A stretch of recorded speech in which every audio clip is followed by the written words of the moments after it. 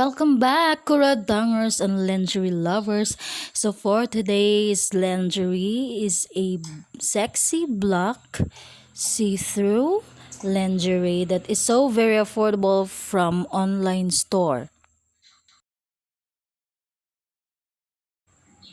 So this is the front detail, guys. As you can see, it has a string design in the hips, and it has a big ribbon in the middle. Look at that, very nice and unusual design of a lingerie.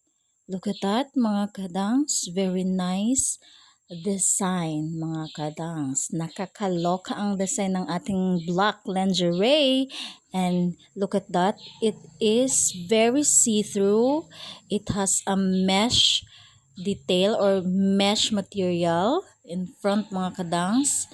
And yes, this is the back view of our lingerie, black lingerie, mga kadangs. It is a lace, very see-through material. Look at that. It's like a wings in the butt area, mga kadangs. And you know, it is so very see-through. Kitang-kita pa rin yung mga kabuuhan ng ating kahubaran dyan, mga kadangs. Look at that, diba?